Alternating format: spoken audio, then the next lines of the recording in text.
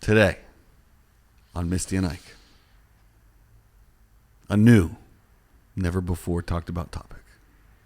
You're never going to be the same.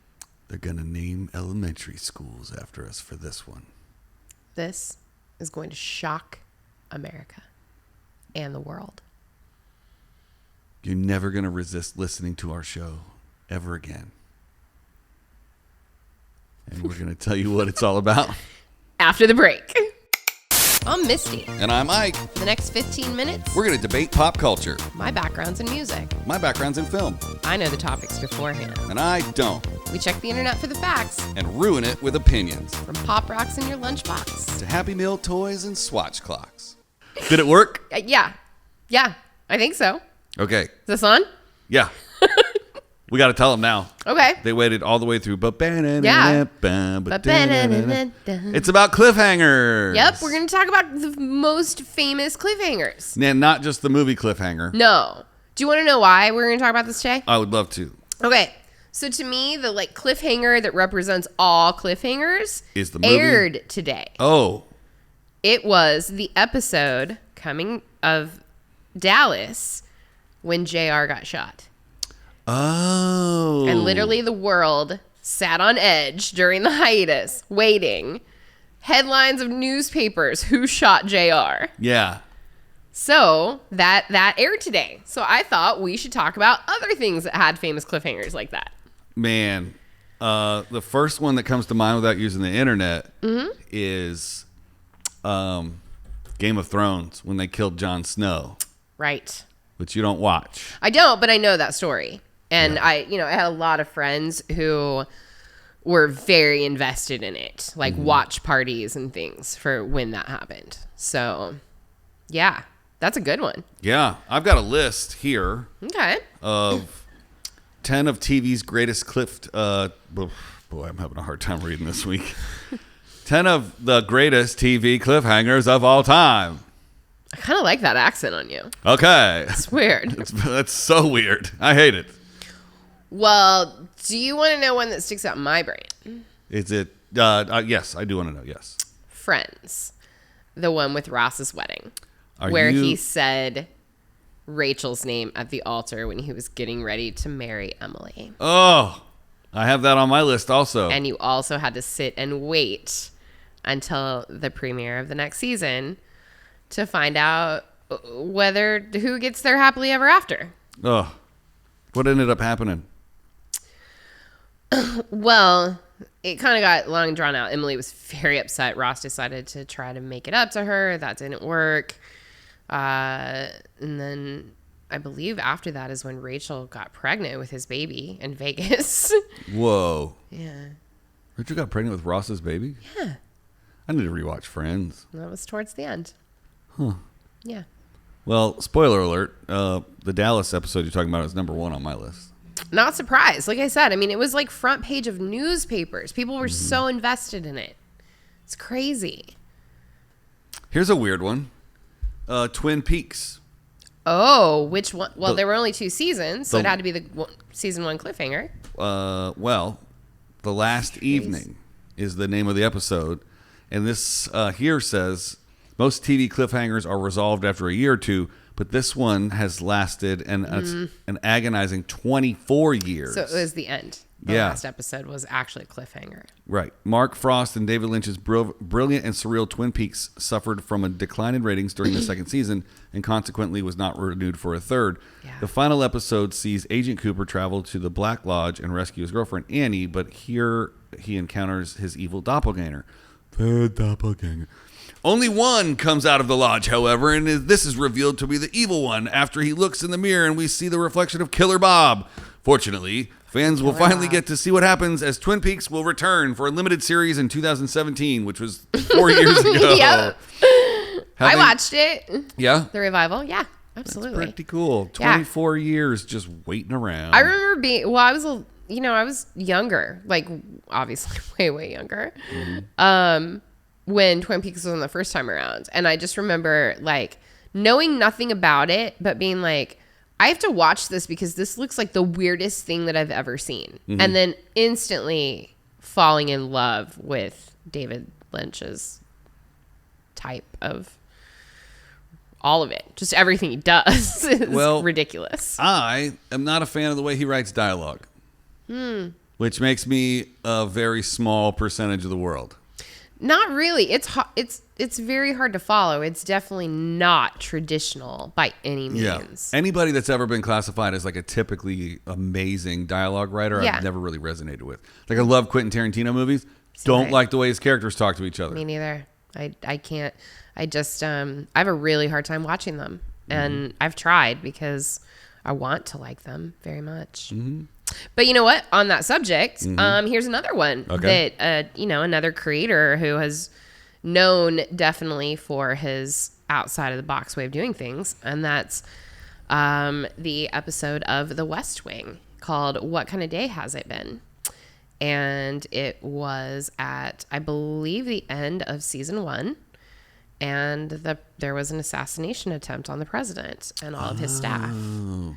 And it kind of ended with you didn't really know who had been hit. So the cliffhanger part was waiting around for season 2 to air and figuring out who made it and who didn't. Because by the end of season 1, you already loved all of those characters so much. Yeah. Do you remember the cliffhanger in The Sopranos? Which one? I think there were a few. Yeah. The debate over whether certain final scenes of television shows are actually good will rage on and on. The Sopranos remains front and center of the conversation. It's a seemingly... whatever. A restaurant dinner scene. I think this is the finale in 2007. Yeah, sounds like it. We watch as Tony sits there observing other customers. Carmela arrives, then AJ and Meadow, who the last we see is parking her car outside. A bell rings. Tony looks up, and the screen cuts to black. It's an ending that's inspired essays offering varied. Oh my God, I can't do the reading. This is what I get for reading on TV. Yeah, it's a cliffhanger that never had a resolution. Yeah, I mean, a lot of people didn't. That we've had an entire episode about that, about finales that just didn't play. And man, people were not happy with that finale. No. At all. No. At all. People didn't like the Seinfeld finale either. No, I loved it. Here's one for you. Okay. The season finale of the 3rd season of Lost, called Through the Looking Glass. Right. And it is closing out a couple of our favorite characters' run on the show. And you see Charlie, who had become a loved character on the show, not make it. And above the water, because they were in a submarine, you see a whole new chapter of the show starting to happen with flash forwards, which left the entire audience going, wait, is that present day? Did they time travel? Is that a flash forward? What's happening? So everyone waited around for months and months and months, especially Lost happened. I want to say it was in the middle of the 3rd season when the writer's strike happened. So nobody knew when you were going to get the answers. Yeah. So, I have only seen like the first half of the 2-part pilot and like 1 episode in season 4 or something like that. So I have no idea what's going on. I watched it when it was on originally, but I was also traveling a lot of the time. And so a few months into quarantine, I decided to watch it again. And it's a whole different show when you watch it the second time. Do you watch The Walking Dead? I have, yeah. There's a fly in here. There was a season where Jeffrey Dean Morgan. Yeah, Negan. He lines them all up on their knees. Yep, with the baseball bat. Yep, and he's like, I'm definitely going to kill one of you guys. Yep. And we're like, no. Oh, no. Who's it going to be? And it's all principal cast members. Absolutely. And it ended up being a heartbreaker. Yeah. Ooh. Spoiler alert. I mean, I don't think it could have been a heartbreaker no matter which one he picked, but. Well, if he picked the kid. That would have been brutal. That would have been pretty brutal. Yeah. If it was me, if I was Jeffrey Dean Morgan, I would have killed every single one of them. Of course you would have. I mean, what's the point? We're in a post-apocalyptic world. There's limited food supply. I've got my gang to feed, and it's either eat or be eaten. That's fair. I mean, I can't argue with that at all. You all have to go. Especially if one of you looks me in the face and goes, I'm going to kill you one day. You're dead. Yeah, I mean, it does make sense. It's like there are so many movies where the hero is like, I can't wait to kill you. And you're just like, kill him now. Yeah. Why aren't you going to kill him now? In the real world, Kapowski. You're done. Right. Nope, not leaving you any opportunity for revenge. Right, because clearly you're coming back to get me. Do you have any offspring that could possibly want revenge in 18 to 25 years? They're dead too. That's always every single Western. You killed my pa. Yeah, you're right. Guess what? You're right. I'm killing your whole family. Somebody's going to cut that out as a clip and put it on the internet. Yeah, the FBI is going to be knocking on the door. Yeah. You know what's funny? I was just looking at my phone, and it listened to me when we recorded yesterday's episode, and it was offering me hair color dye. I love that. I absolutely love that. Yeah. Thanks, but no thanks. Ugh. Well, here, I've got one for you. That's kind of interesting. So at the end of the 5th season of Buffy the Vampire Slayer, the WB kept saying it was the series finale because the show had not been renewed yet. So they wrote the episode where Buffy dies. So everyone watches it and they're like, okay, if that's the end, that's the end. That's how it is. Until it was announced that UPN had picked up the series for another 2 seasons. Yep.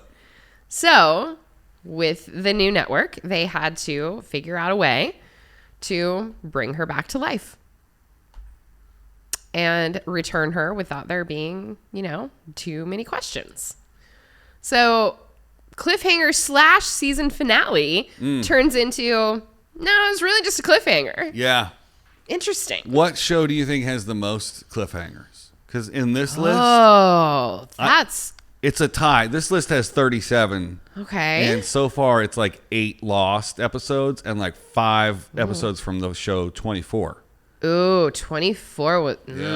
yeah. I couldn't watch 24 because at the time when the show was on the air, I was friends with one of the cast members. Right. So it was just like, it didn't make any sense. I didn't watch it while it was on. I watched it after it had been on the air. I mean, they were definitely good cliffhangers. I feel like every episode of that show was its own cliffhanger. Yeah. It was definitely one of those shows that left you going, oh my God, I can't wait for the next episode. Yeah. I worked on 24. Oh. I worked on the last 2 seasons of promos. Well. And that's how I made friends with some of the cast members. Right. And then one of them ended up dating my old roommate. Gilmore Girls. Which one? Which season? A Year in the Life, fall 2016. Oh, the end. I don't know what you're talking. Okay.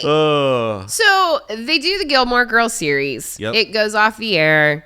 At the end of it, we see Rory graduate college. You're going to go on to life. Whatever. Great. Over. 10 years later, whatever, they come back and they go, we're going to do a revival. And what they did was they split it up into 4 episodes that were about an hour and a half to 2 hours long, and each one was a season. Right. Summer, spring, winter, fall. And those were on Fox, right? I think they were Netflix. Because I worked on those. No, they were Netflix. Well, I did a promo with the Gilmore Girls cast. Okay, so each one of those, represents a continuing point in their lives. I'm going to go ahead and just spoiler this because if you haven't seen it, then whatever. You shouldn't be watching this in the first place. You're a bad person. If you haven't seen it, you can turn this off right now. I'm going to spoiler it. We're going to spoil Gilmore Girls for everybody. So throughout the course of this, Rory has a boyfriend that she is dating. I love how into this you are.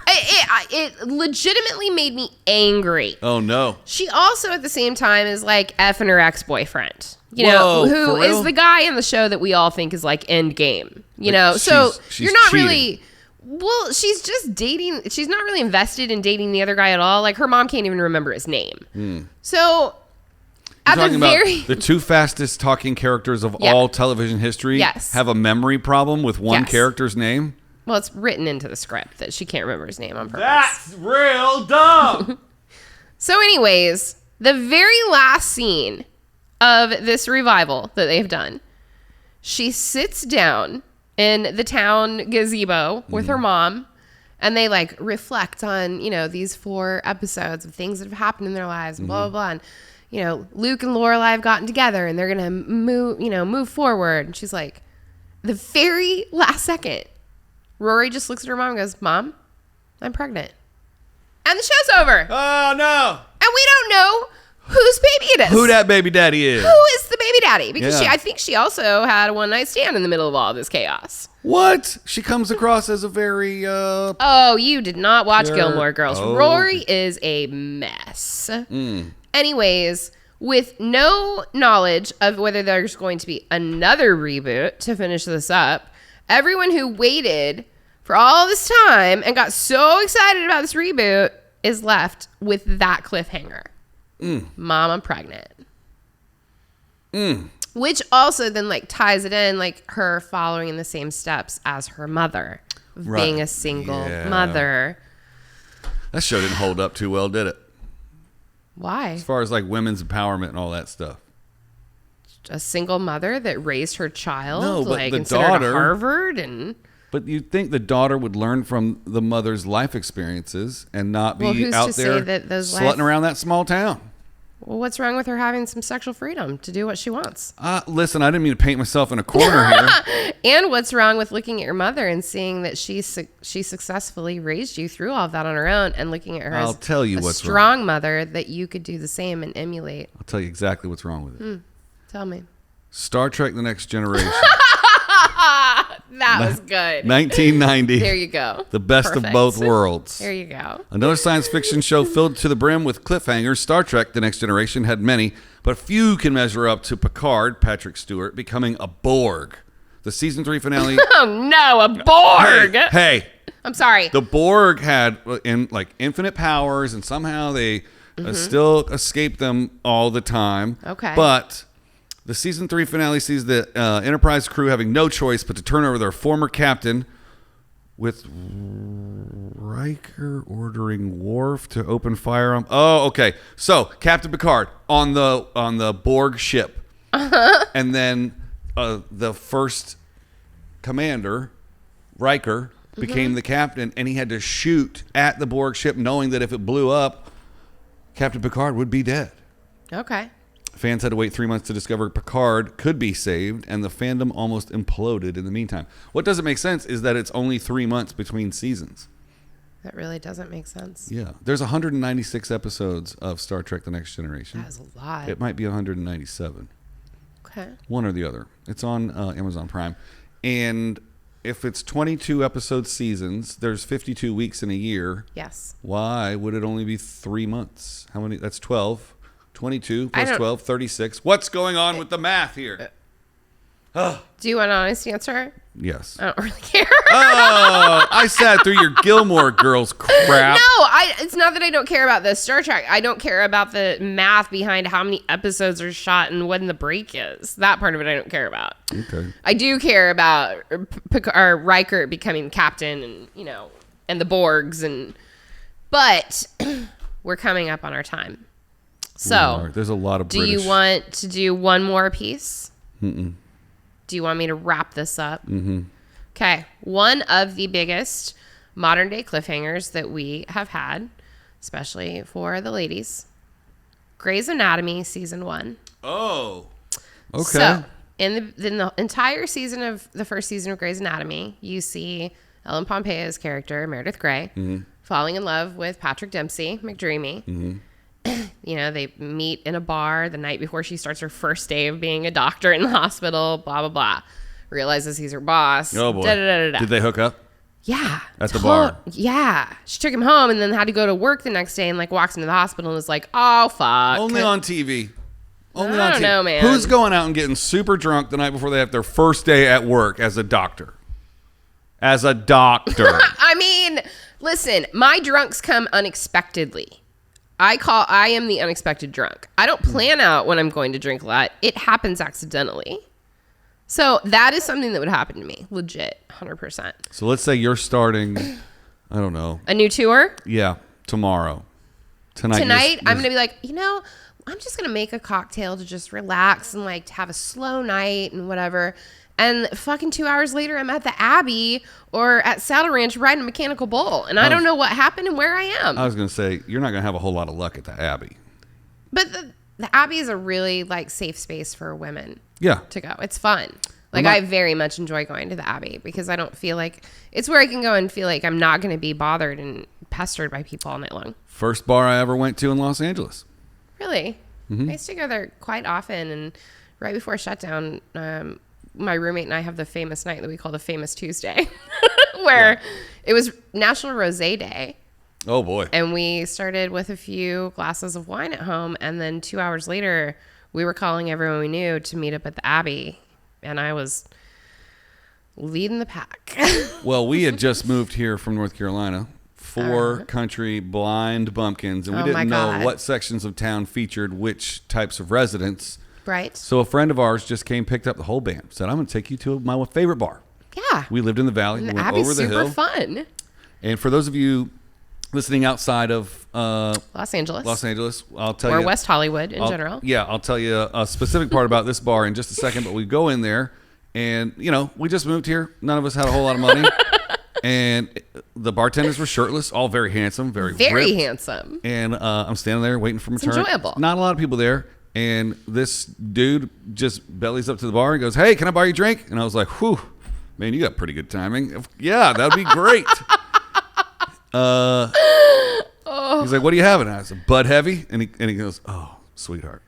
And I go, "What's up?" He goes, "You have a great day." I was like, well, "Thanks for the drink." And so I'm standing there talking to my friends. I go up to go get another drink. Another dude slides up. "Hey, what's your name?" "Hey, I'm Isaac. How's it going?" "Can I buy you a drink?" "Yeah, this bar is awesome. I love it here." And you just don't have any idea. Not a clue in the world. And then I start to pick it up. I order another Bud Heavy.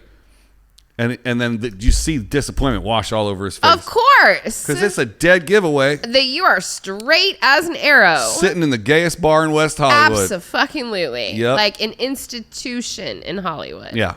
So I love that. Yeah, I bought the rest of my own drinks that day. That's probably a good thing. Yeah. I didn't want to lead anybody on. All right, I'm going to finish this really quickly. Okay. Okay. Let's make this a mega event. Well, 22 minutes. We're going on mega. Yep. Okay, so this entire season, show like details they're like falling in love, and he seems perfect in every way. Like every red-blooded woman in America fell in love with McDreamy. Oh, I forgot what show we were talking about. Grey's Anatomy. Yes. The very last scene of season 1. Kate Walsh walks in wearing this fancy coat, being all coiffed and looking perfect. Excuse me? And walks up and says, "Hello, Derek." And he says, "Hello, Addison." And she turns to Meredith Grey and says,